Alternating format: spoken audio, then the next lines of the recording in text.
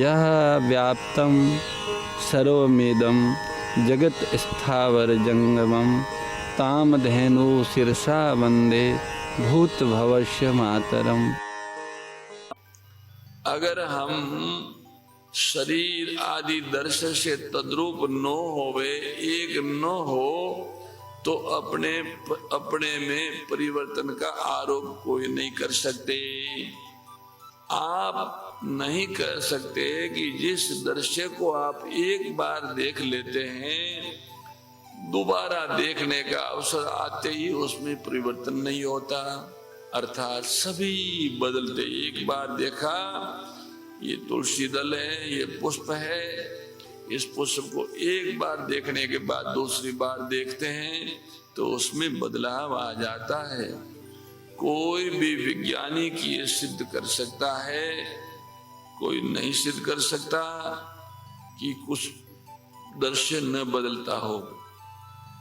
समस्त वैज्ञानिकों को ये बात माननी पड़ती है कि दृश्य की अनुभूति एक बार होती है, दोबारा होती नहीं। लेकिन हम उस अनुभूति की सत्यता को पकड़ लेते हैं, उसकी सुखरूपता को पकड़ लेते हैं। इसलिए हमें मालूम होता है कि ये वही वस्तु है जिसके द्वारा कल हमको सुख मिला था।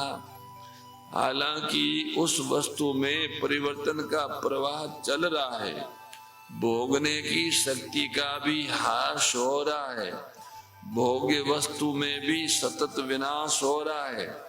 भोगने की शक्ति का ह्रास और भोग्य वस्तु का विनाश, तो इससे क्या सिद्ध हुआ कि न तो भोग्य वस्तु ही स्थिर है, न भोगने की शक्ति में ही नित्यता है। जब भोगने की शक्ति में ही नित्यता नहीं है तो भोग्य वस्तु में नित्यता कहां से आएगी?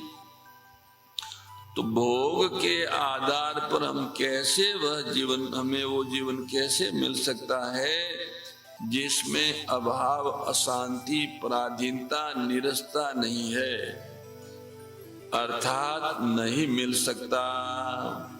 भोग के आधार पे, भोग्य वस्तुओं के आधार पे उत्पत्ति विनाशशील वस्तु योग्यता और सामर्थ्य के आधार पर अनुत्पन्न अविनाशी परमात्मा नहीं मिल सकते।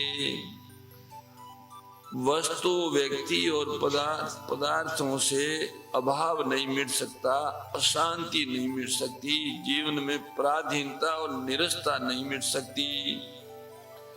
तो भोग के आश्रय को लेकर अविनाशी स्वाधीन रस रूप और चिन्मय जीवन नहीं मिल सकता।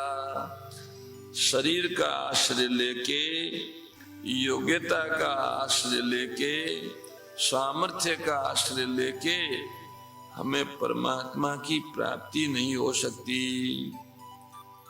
अविनाशी रस रूप स्वाधीन प्रभु की प्राप्ति वस्तु, सामर्थ्य और योग्यता से संभव नहीं है। अतः हमें योग की तीव्र आवश्यकता का अनुभव करना चाहिए और इस बात में दृढ़ आस्था करनी चाहिए कि हमें योग की प्राप्ति हो सकती है। क्यों? क्योंकि योग कहते ही उसको है जो नित्य प्राप्त हो, उसी को योग कहते हैं। आप कहेंगे नित्य प्राप्त हैं, फिर हम उसकी क्यों आवश्यकता अनुभव करें? वह तो प्राप्त ही है।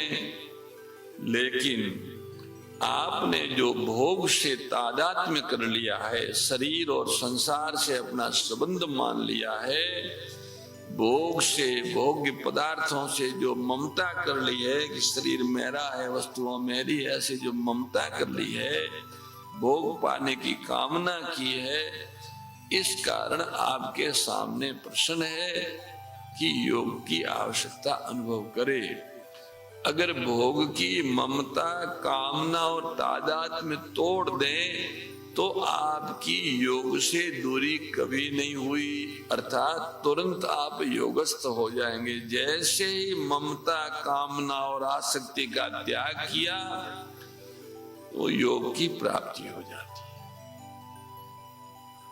अतः आज जो हमारे सामने मौलिक प्रश्न है वो भोग की रुचि के नाश का है, जिसे आसक्ति कहते हैं, और कोई मौलिक प्रश्न नहीं है।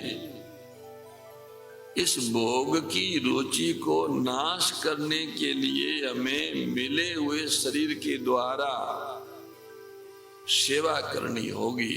मोर मुकुट बंसी वाले की जय, गौ माता की जय।